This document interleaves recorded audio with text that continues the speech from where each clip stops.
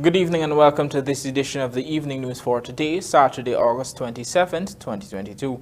I am Timothy Jaikra and thank you for tuning in. In the headlines, East Coast Demerara woman stabbed to death, reputed husband arrested after confessing, local content secretariat cracking down on companies bundling contracts, GCOM says it must act within laws of Guyana, 64 ZEELUGT families receive land titles, and developing yourself is the most valuable thing. PARAG Chinese Scholarship Awardees. Now for the news in detail.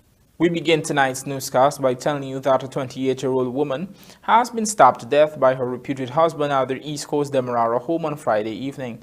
The dead woman has been identified as Sinai, a housewife of Lot 46 Ujama Housing Scheme, Labon Intention.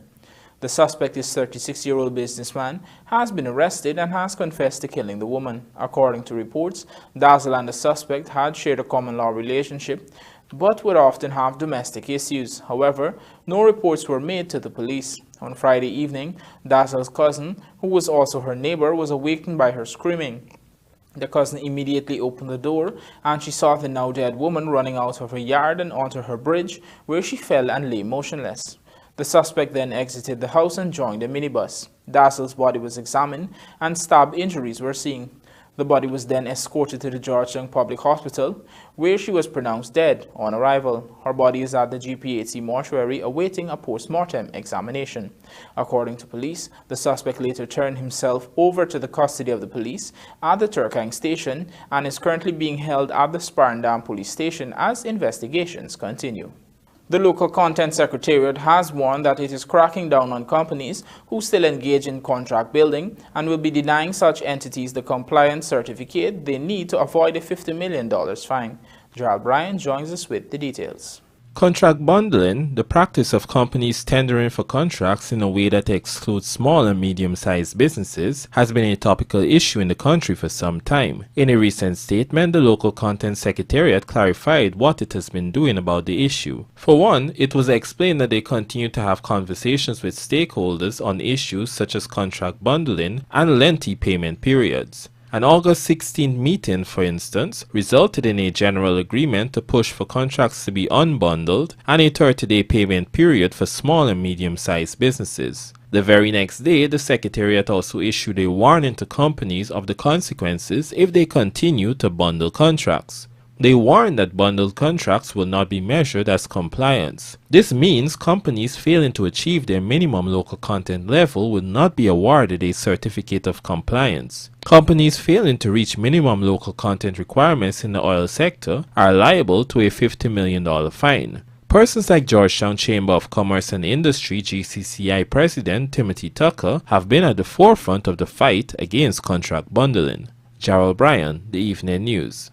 In light of the APNU AFC's recent calls for voters' lists to be cleansed, the Guyana Elections Commission has contended that it will act only in accordance with the Constitution of Guyana and legal provisions set out therein. More in this Amar Prasad report. Opposition leader Aubrey Norton has been pushing to have a clean voters' list, which he maintains is bloated, and has also threatened to block future elections if this is not done. But GCOM explained in a statement on Friday that while it is cognizant of these concerns, it cannot act contrary to the legal provisions outlined in the law. It said, open quote, "It is not that the concerns of stakeholders about the PLE are being ignored, but GCOM must act within the framework of the laws of Guyana." End quote. The Elections Commission reminded that persons on the voters list are legally there and can only be removed through processes stipulated in the Constitution. One such provision is the claims and objections exercise, which is currently ongoing until mid-September. GCOM further reminded of the August 2019 High Court decision by Chief Justice Roxanne George, who had ruled that it would be unconstitutional and illegal for GCOM to remove or deregister persons unless they are otherwise disqualified to be on the list. Nevertheless,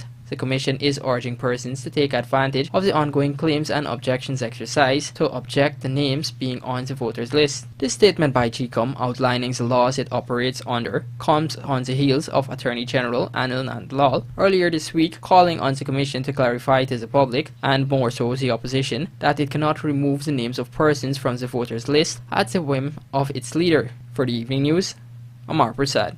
Following years of waiting, 64 families of ZEELUGT Phase 1 and 2 developments on the east bank of Essequibo in Region 3 are now in possession of their land titles. Here is Mar Prasad once again with the details. Housing and Water Minister Colin Crowell and the Attorney General Anil Nandlal presented the titles to the landowners on Friday during an outreach to the village. The families were allocated the lands by the Guyana Sugar Corporation through the Sugar Industry Labour Welfare Fund as far back as 1999. But they never received the ownership documents. A resident had raised the issue with President Dr. Irfan Ali, and in November 2021, Minister Crowell and Nandlal met with residents to resolve the issue. The housing minister therefore describes the activity as momentous for the beneficiaries and yet another demonstration of the government fulfilling its commitments.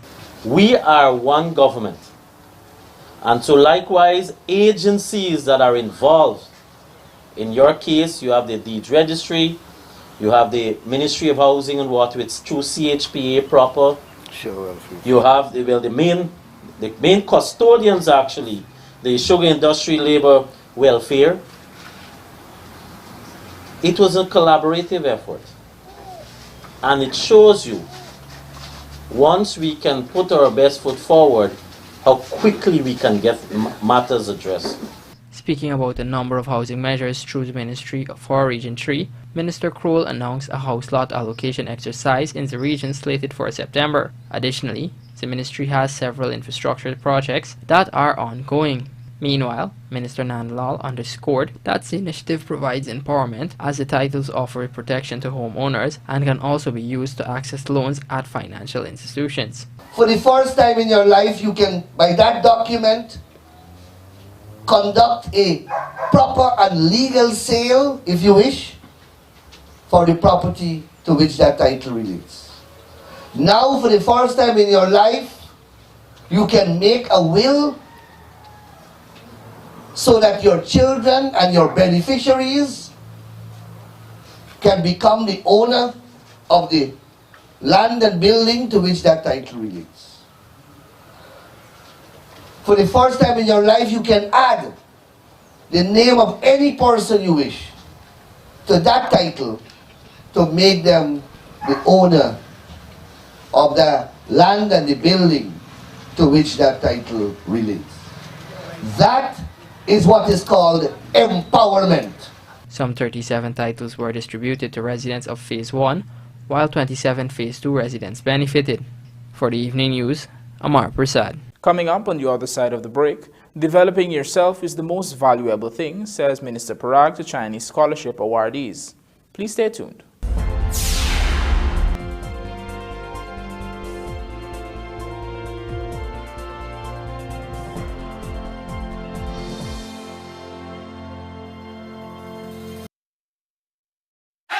Try our virtual sports and win big with so much matches to choose from. Betting starts at $100. Play for your chance to win. Log on to www.superbet.gy or visit any one of our agents to place your bets. Terms and conditions apply. Have fun and play responsibly. Must be 18 and over to play.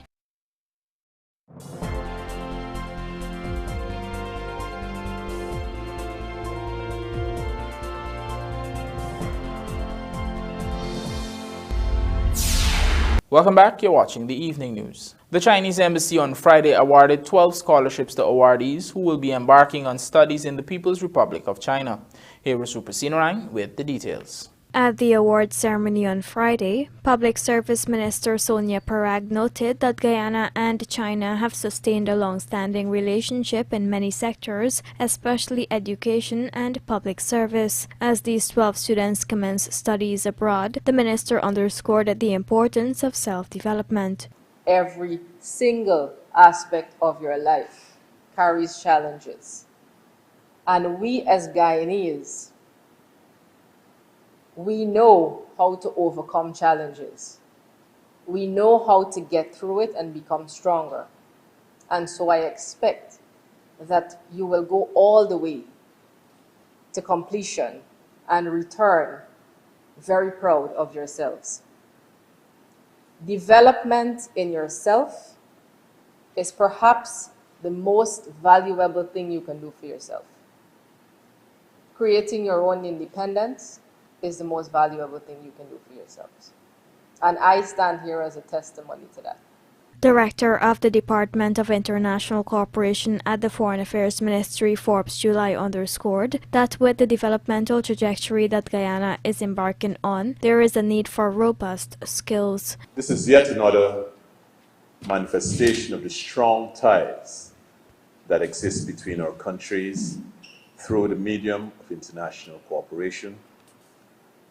And in this particular instance, the opportunity comes at a critical juncture in the development of our country, at a time when the rapid pace at which Guyana is developing requires a plethora of skills in a wide range of disciplines. Meanwhile, the Chinese ambassador to Guyana announced that her government is now arranging for international students who were forced to study online due to the pandemic circumstances to study in China. That's good news for you. I'm glad to announce that the Chinese government has begun to arrange for international students to study in China in an orderly manner. Now the colleges and the universities in China are making preparations for this. At least 30 persons will be able to develop their skill set through this initiative. Some of the disciplines include international trade and economy, applied psychology, international politics, and medicine, among others. Rupa Sinai, The Evening News. We now tell you that a local manufacturer, SS Natural Fruit Flavored Inc., has become the 9th Guyanese business to be certified by the Guyana National Bureau of Standards under its Made in Guyana certification mark program. Shane Marks tells us more. In promoting international standards of Guyanese products, the Guyana National Bureau of Standards GNBS certified its 9th business to use the Made in Guyana mark. SS Natural Fruit Flavored Inc.'s barbecue sauce was on Friday certified. Good afternoon, everyone. I'm overwhelmed. I must say, I'm so happy today for the length and the breadth that this company take to meet at this standard to celebrate our certification mark, and we are looking forward to go to the higher heights to start doing the ASAP certification so that we can meet the international standard. John Edgill, Director of Business at the Ministry of Tourism, Industry and Commerce, said that the ministry is committed to supporting Guyanese owned business, and the Made in Guyana mark paints a clear picture of that commitment. We know that Sandra and other women and men entrepreneurs have very unique ideas, and we don't want to just support them in one way. The Small Business Bureau is one such agency that falls under the ministry, and it is usually the one that is most requested upon, because that is the agency that provides the grants, right? But that is only one thing to help a business grow.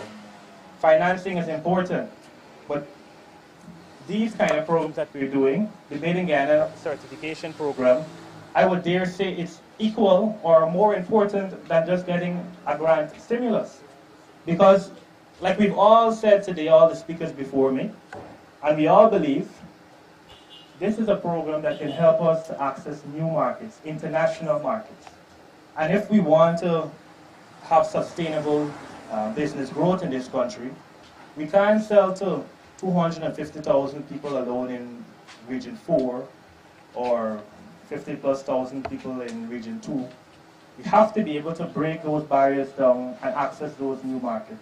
Fibertech Industrial Plastics, based on the east coast of Demawara, became the first Guyanese company to achieve this certification and is now authorized by the GNBS to affix the Made in Guyana stamp to several of its fiberglass products. Shane Marks, The Evening News. Rupa Sinai tells us in this report that a team of experts from the US-based Mount Sinai Hospital Network recently visited to assess Guyana's current resources in oncology as plans move ahead to establish an oncology center of excellence.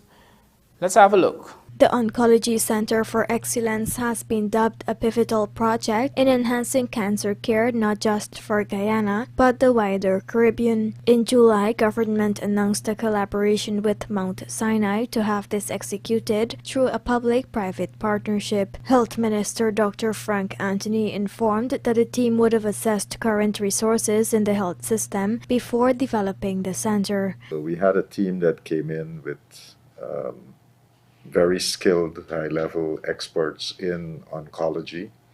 So the head of oncology at Mount Sinai was here. The head of nuclear radiation was here, and a number of other experts that came in. And they did an assessment of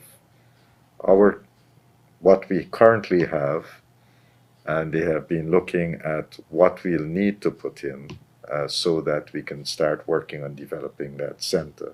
Last week, another team from Mount Sinai was in Guyana. In keeping with the agreement that was signed in July, the National Healthcare Initiative, a three-component plan that focuses on enhancing the country's primary healthcare services and improving patient care and management at the Georgetown Public Hospital. The current project is to upgrade the GPHC, and over the next months, changes will be seen at the facility and in the operational conduct. What we're trying to do is map out what we currently have and then start making recommendations on what we ought to build out so that we can have a good electronic medical record system in the country. Another area of their work this week has been to look at our current workforce, our training programs, and to advise on what we need to do, how we need to improve, looking at some of our programs and so forth. So that too is an ongoing exercise. The group of professionals also looked at the implementation of electronic medical records, assessed the current workforce and training programs, and strengthening the various systems in the ministry. After assessing the current setting, recommendations are to be made for the necessary upgrades. We have agreed that we will be focusing on diabetes, because this is one of the chronic non-communicable diseases that has affected a lot of Guyanese. And so we want to build out a very strong system for treating diabetes, and we feel that once we can get that going, then it would help to prevent some of the other chronic diseases. Rupa Sinarain, The Evening News. A new pump station is being constructed at Adventure on the Quarantine to provide faster drainage to a section of the Blackbush polder. In this Andrew Carmichael report, we hear that the pump will also provide drainage for the Cockright Savannah, which is constantly being flooded, affecting both livestock and crops. Let's have a look. Last year, the Agriculture Ministry announced that $80 million will be spent for the construction of a drainage pump and a station at Adventure. This, the ministry had said, will preserve approximately 5,000 acres of rice cultivation by preventing flooding and enhancing residents' livelihoods. Work has started on the new pump station at Adventure. According to Region 6 Chairman David Armagon, as soon as the pump is finished, they would be able to avert any major flooding in the Less Beholden area. He explained to the Evening News that Less Beholden, which is one of the 4 polders making up Blackbush, would normally drain through the coker at Adventure. With the pump being put down there now, when the coker is not functioning, or when the water levels are high and the coker has to be closed, the pump can be used. So once that pump is completed, I think we should be able to avert flooding, especially in the Less Beholden area. And then, as you know, we are putting on an additional pump through the Ministry of Agriculture. All these works are being done through the National Drainage and Irrigation Authority. An additional pump is put down at 43, and as one at Eversham as well. So you see, the whole idea is not only Blackbush we're dealing with. We're dealing with the Cockright Savannah as well. We are cattle. We have a lot of cattle there, and we have rice being planted there as well. So once these pumps become available, we can assist those people in the Cockright Savannah by bringing water through Blackbush polder and passing it through those the drainage system there. According to the Region 6 Chairman, there is no other system to get water out of Cockright Savannah other than using the Blackbush polder to drain it. We tried to do it through the 52 area, but people have complained that we are flooding them, and so we had to revert back to the old system of passing the water through Blackbush Pool. Andrew Carmichael, the Evening News. We will now take a look at the bridge reports. The Demerara Harbour Bridge reclosed the vehicular traffic on Sunday, August 28, 2022 at 3 hours 30 for a period of 1.5 hours. Meanwhile, the Berbice River Bridge is expected to be closed at 17 hours 10 on Sunday, August 28, 2022, also for a period of 1.5 hours. And now the local stock exchange market, compliments of Gassy.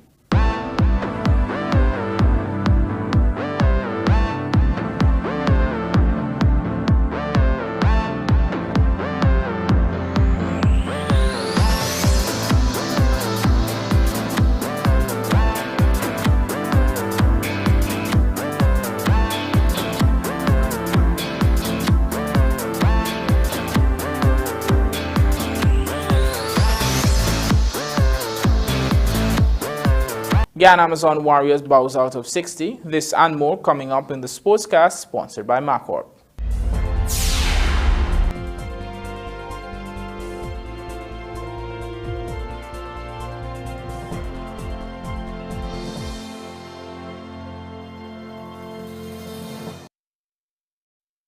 Poultry farmers, save money by cutting down the time it takes to pluck your chickens with the plucking machine from Sylvie's. Now available at affordable prices in 3 sizes: 500, 550 and 600 mm, 110 220 volts, 60 cycles, 1450 RPM. Replacement motors and the plucking fingers are also readily available right now at Sylvie's Variety Store, High and Hatfield Streets, Georgetown.